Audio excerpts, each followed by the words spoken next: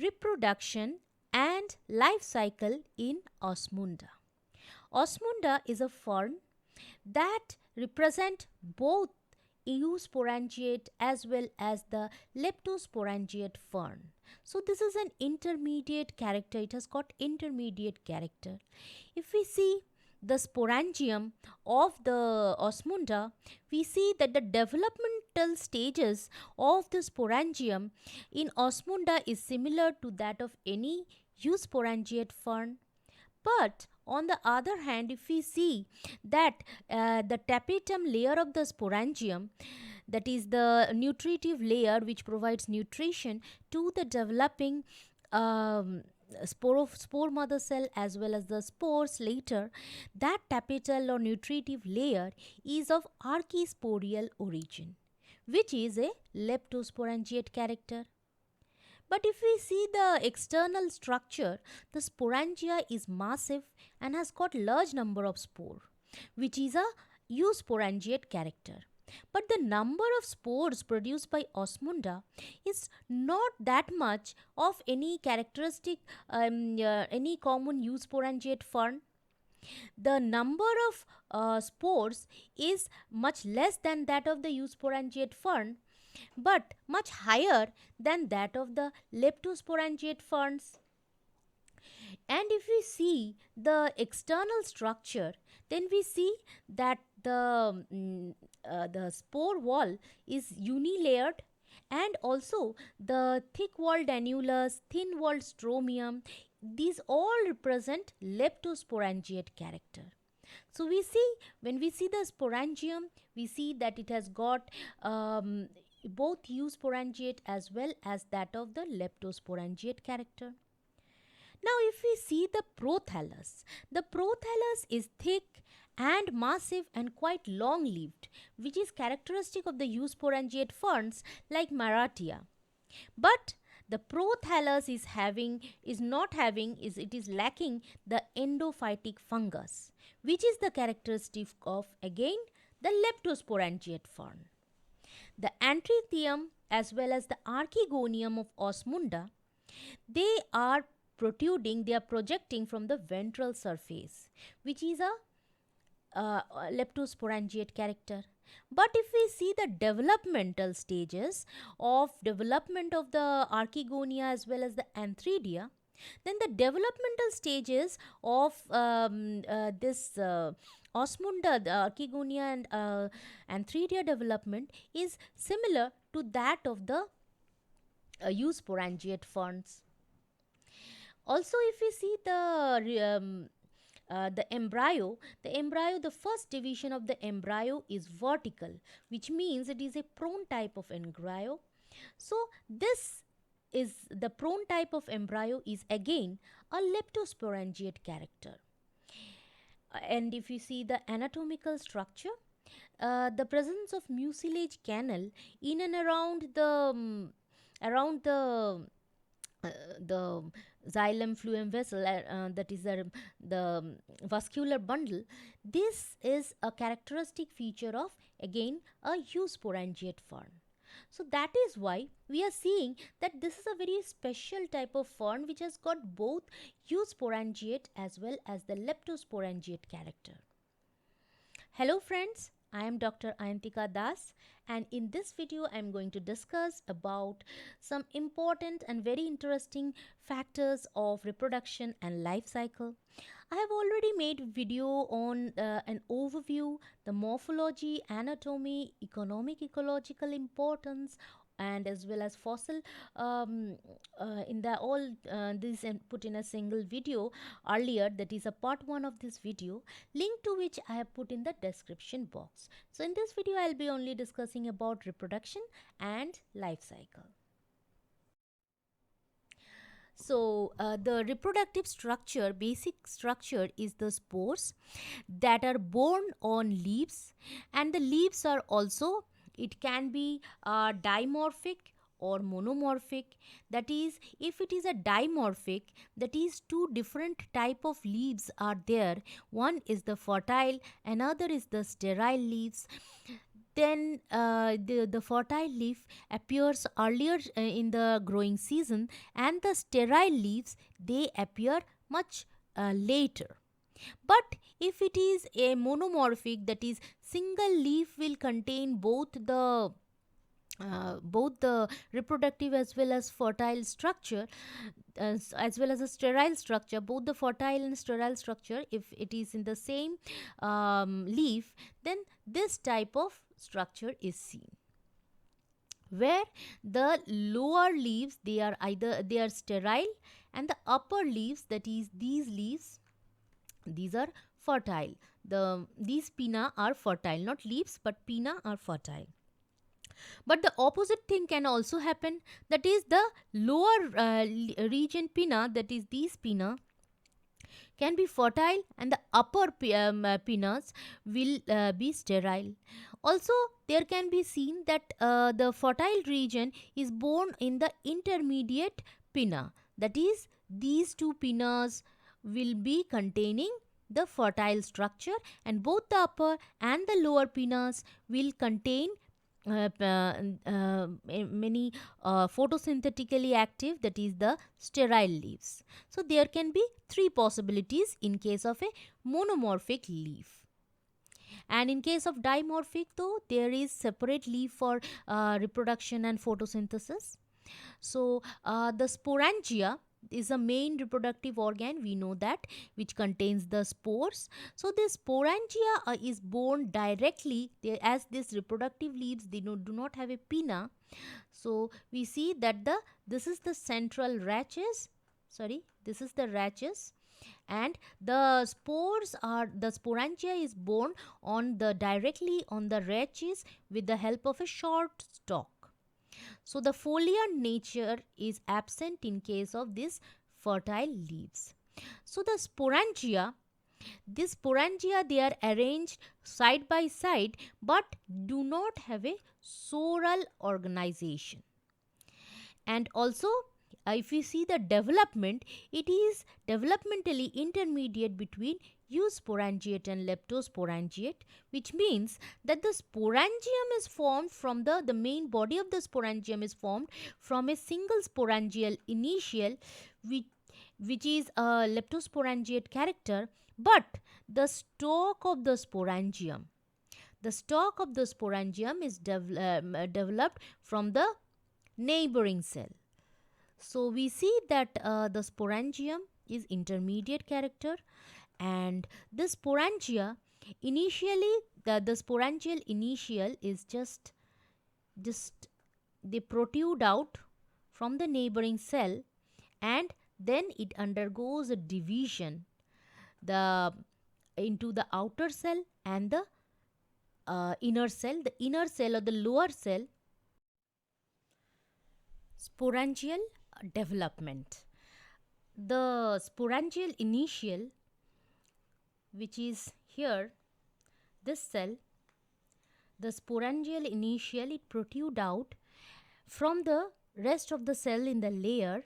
It enlarge and protrude out, and then after protruding out, it undergoes a transverse division into primary jacket cell and primary archisporial cell, of which this primary archisporial cell, that is this cell, undergoes division again to produce an outer layer of tapetal cell and inner sporogenous mass.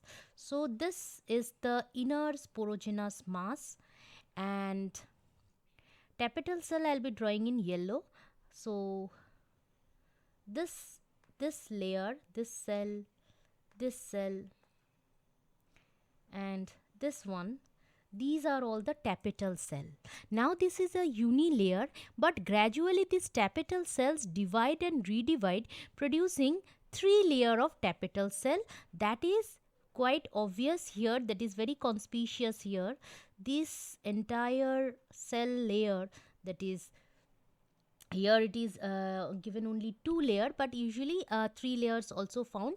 So this yellow colored tapetal cell layer, and tapetal cells are mainly for providing nourishment to the developing spore mother cell that divide, reduction division, that is meiosis, to produce the haploid spores.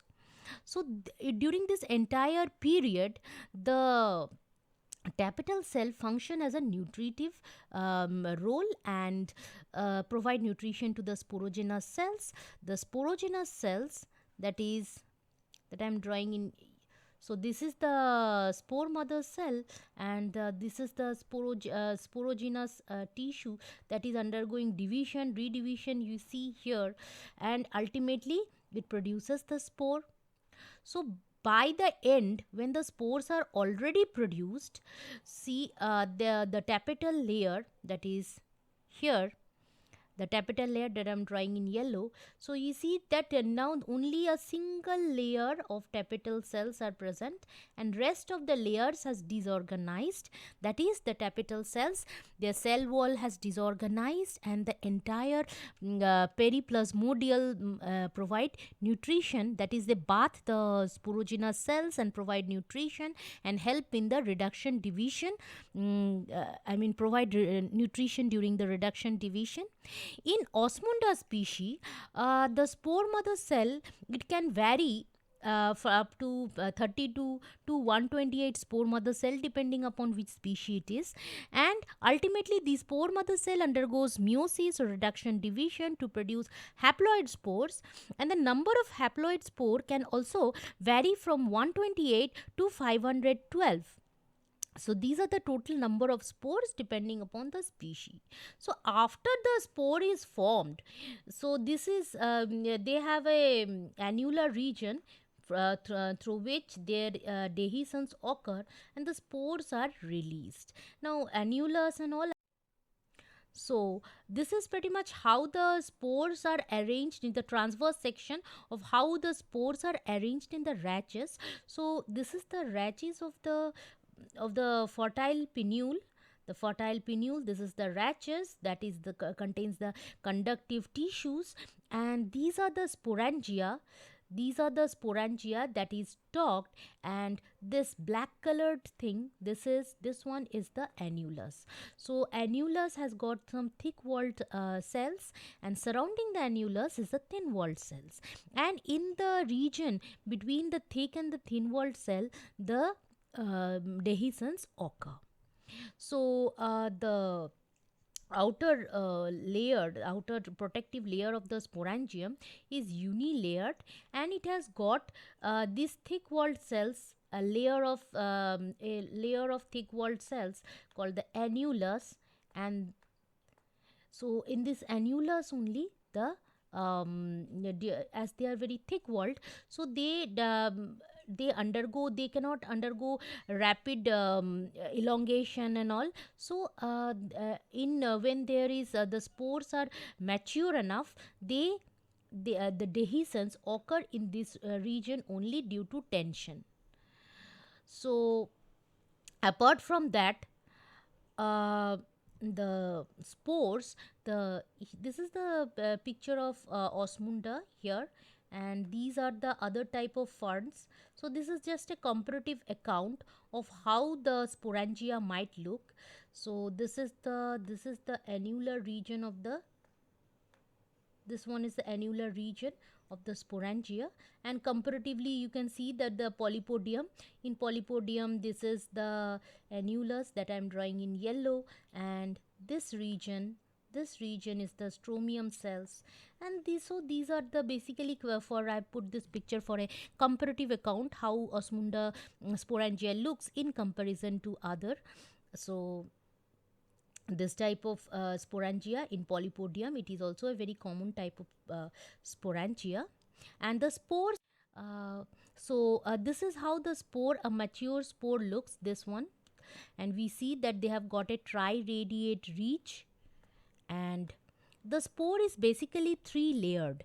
I mean, the external layer, that is the perispore, that is formed by the deposition of the tapetal material. Then internal to the perispore is the exospore, that is the exine, which is very which has got ornamentations and very hard and thick. Then internal to the exospore is the intine, the exine, perispore, exine and intine. So it has got 3 layers. So if this is the spore with the triradiate ridge, then drawing the intine in red, so this will be the intine layer. Then again I'm drawing it in another shade of yellow. This is the exine. So exine has got certain ornamentations on its surface, and with this help of this ornamentation is also very characteristic of each species. So apart from that, there is also another layer very external to the exine, that is the perispore layer. Perispore layer is formed by the deposition of the tapetal cells periplasmodium. Tapetal cells, they disintegrate and form the periplasmodium, and the deposition of the periplasmodial material, they form this perispore. So perispore, it is in green. This is the perispore. This is the exine. This yellow colored is the exine and E, and the red color is the intine. That is, I am writing in I. So it is a 3-layered structure, and this triradiate ridge of the exine, when the spores are they germinate really fast, because the viability period is very short, so they rapidly germinate. So during the germination, during the triradiate region, they undergo dehiscence in this region, and the exospore, the exine undergoes burst in this triradiate region, and the intine, that is, if the exine bursts in the triradiate region, then the intine flows out. And once the intine flows out, what happens is that later a division is formed. The intine flows out and the division is formed here. So in this first division, sorry, not like this, but like this. So this division, so the first division is a transverse division. They form a very small rhizoidal cell and a large prothallus cell, like this one here. So this small rhizoidal cell here, they form the rhizoidal initial, that is this one. They form the primary rhizoid, and then this this larger cell, that is the prothallus cell, it undergoes a chain of division to form a filament of cell. Later on, this filament of cell undergoes again the division to form this type of structure. And the very apical cell later, and now it is at the apex, but later by the growth of these peripheral cells, these cells, so gradually the apical cell is pushed to the inner region, in the groove region, and the heart-shaped embryo is formed. Like for example, this is the, if this is the apical cell, this one is the apical cell. So by the division and growth of the peripheral cell, the apical cell is gradually, this peripheral region, they grow much faster rate, and this apical cell, it is pushed inside a groove of the heart-shaped gametophyte. So this gametophyte, the spore germinate to produce this gametophyte. It is very long-lived, as that of Maratialis, also Angiopteris. So it is a very long-lived structure, and on the ventral surface, that is a lower surface of it, it contains numerous rhizoid. So this, it might look in transverse section, it might look like this. So it has got a massive central region. This massive region in the center, the peripheral region are also tapering, but the central region is massive, and it contains rhizoids in these region, and then also the reproductive structures. Both the reproductive structure, that is the archegonium and the antheridium, are born on the so this is how the prothallus looks like. It is very interesting. You see that it is not only limited to one structure, that is the chordate structure. Not only does it look chordate, but under certain circumstances it can be ribbon shaped also, it can be filamentous also, it can be strap shaped also. This is a quite good characteristic of Osmunda. In Osmunda species, we see a variety of this various structure of prothallus. Though among all the structure, this this chordate or heart-shaped structure, it's very much common. And these other type of this other type, that is this ribbon shaped, this one here, the filamentous one here, as well as the strap shaped, they are quite rare. These last three are quite rare. And this is how the archegonia is arranged. First, should be saying that this antheridia, any prothallus that develops in Osmunda, it is a protandrous, which means that the antheridia, these are formed earlier, and the archegonia are formed much later. So this is a protandrous, and we see that the archegonia, or the female reproductive organ, they are born very close to the midrib region, and the antheridia, they are born in the peripheral region. So the entire prothallus, this is how it looks from the ventral surface. Development and structure of antheridia. So, the gametophyte of Osmunda is monoecious, which means that the single gametophyte will contain both the reproductive organ.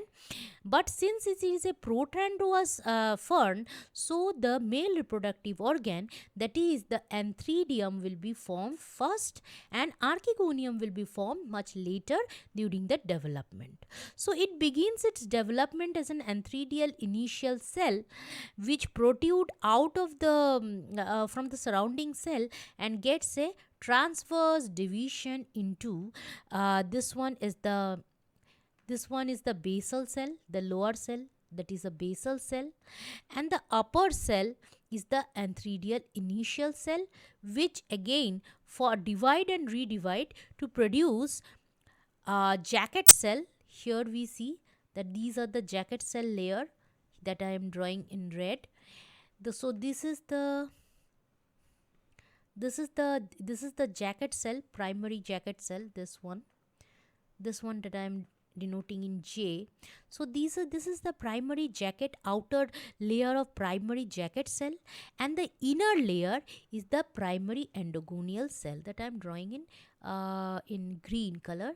So this is the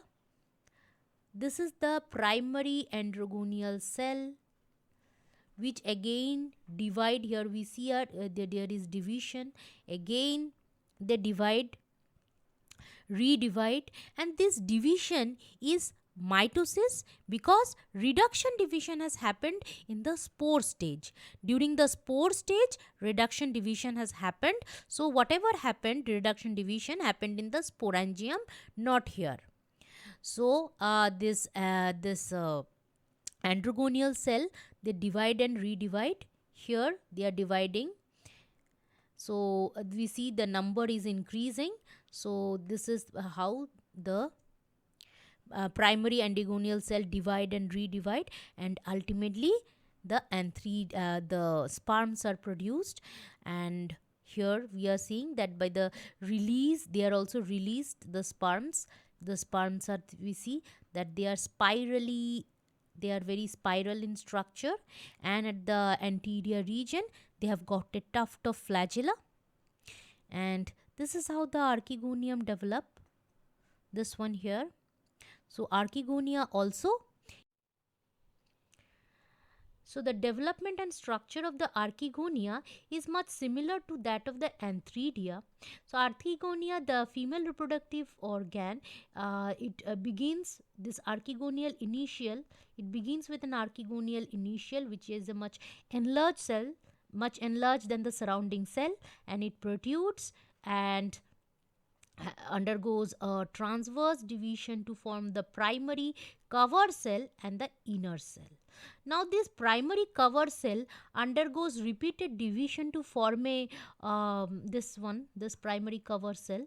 It undergoes repeated division to form a jacket of sterile cells around the archegonium, and this inner cell, this one, the inner cell here, this inner cell undergoes again division into forming a central archegonial cell and a basal cell. So this basal cell, it undergoes repeated division to form the stalk, but this basal cell does not have any function with the development of the female reproductive organ, that is the archegonium. So archegonium is mostly, it is formed from this central cell. This central cell, it forms, it undergoes a division. Here we see the division is there. So it forms the neck canal cell and the ventral canal cell. So gradually the neck region undergoes repeated division.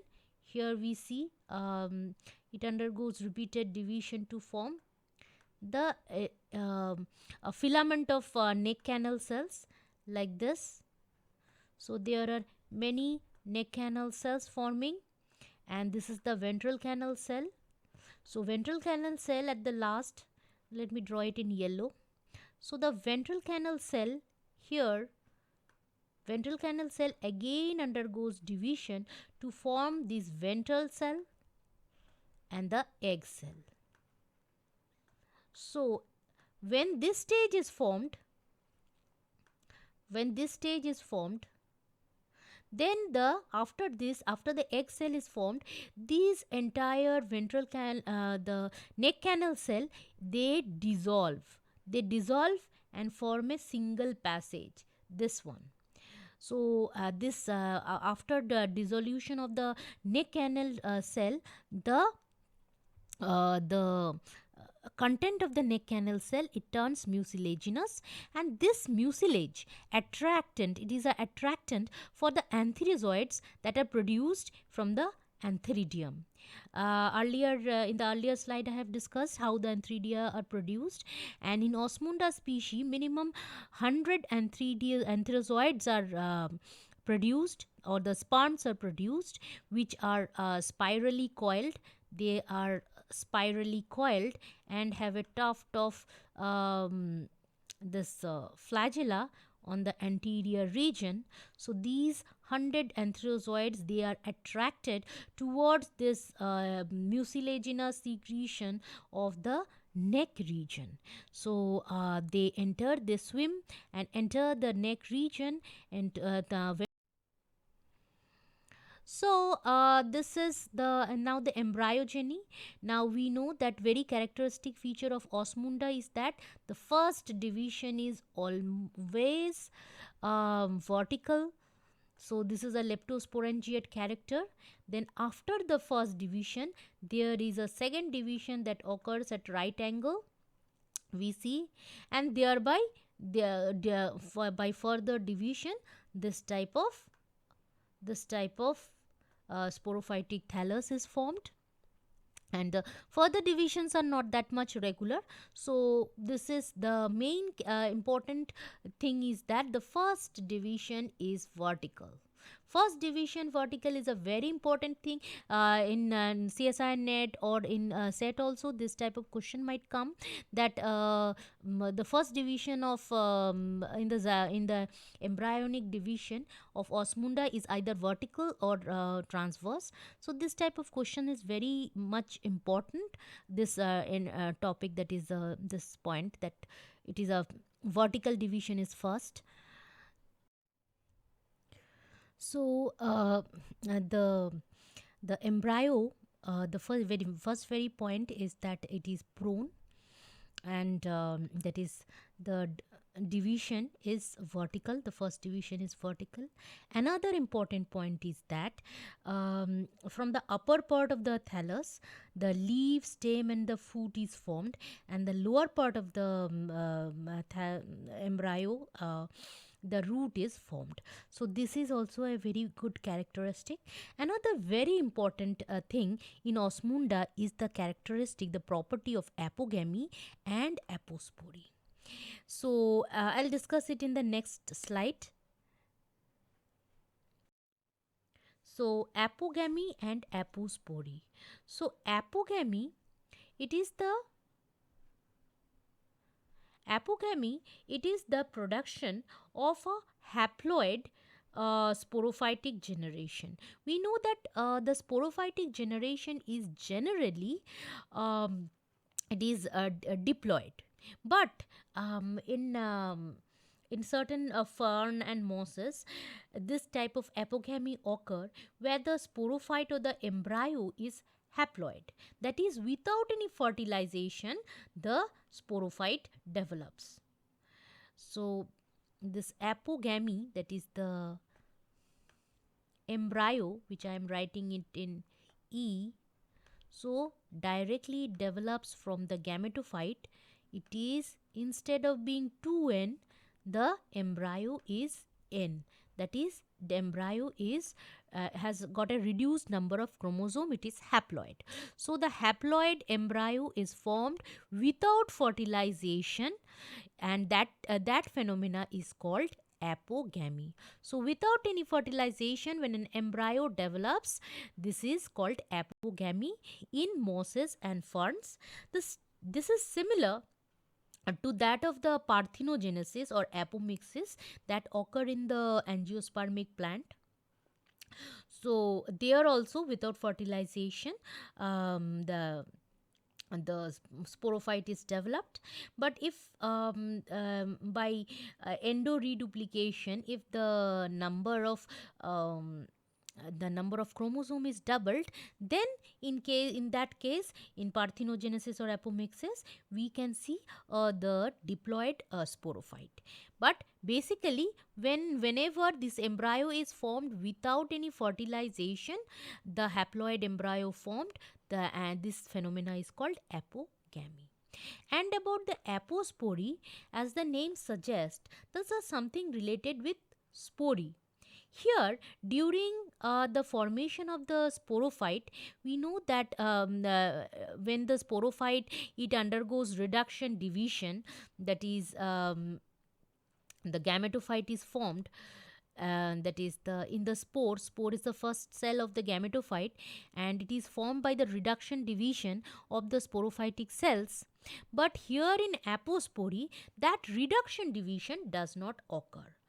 The sporophyte, the gametophyte that is formed from the sporophyte will be diploid. So basically what will happen is that from this sporophyte, we see that the meiotic division, the spores are produced, but here that will not occur. Meiosis will not occur, and these spores, they will be diploid. So the gametophyte is diploid, and the prothallus that will be formed is also diploid. So this will also be 2n. So this is called the apospore. This is called the apospore, and apogamy we earlier discussed. So basically, when the gametophyte, which usually should be haploid, is diploid, then we can say apospore has happened. And when the embryo is haploid instead of being diploid, we say that apogamy has happened. Now let's take a look about the life cycle. We know that Osmunda, they have got dimorphic or monomorphic look. So leaf, so that is which means that they have either separate leaves for reproduction, or the same leaf bears the reproductive as well as the sterile structure, either in the and there is differentiation in the pinnules in case of monomorphic leaves. The pinnules, some pinnules are fertile, some pinnules are sterile in case of monomorphic leaf. So this is the sporophyte. So sporophyte is 2n, and then I am erasing it. So then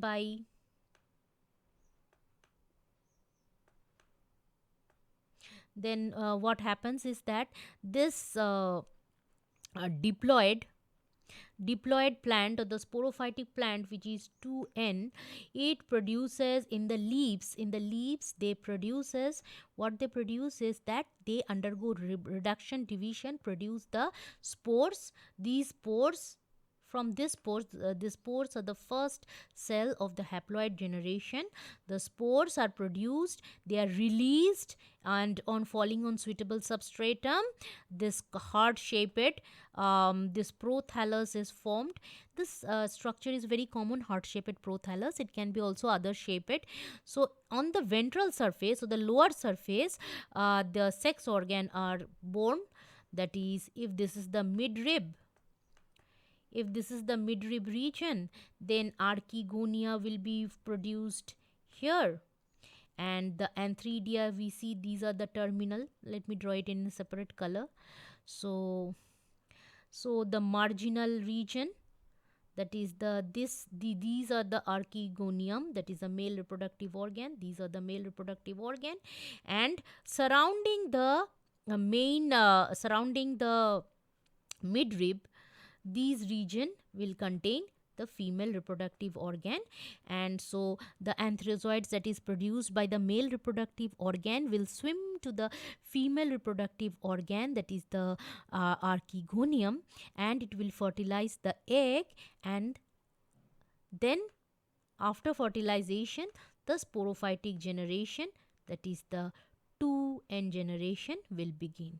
So up from here to this is the haploid generation, the gametophytic generation, and this one is the sporophytic generation. So basically this is the life. So that was all about reproduction and life cycle in Osmunda.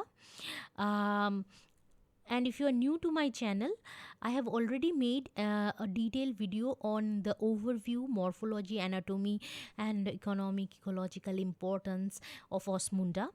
And link to that video I have put in the description box. For better understanding of Osmunda, please watch both the videos.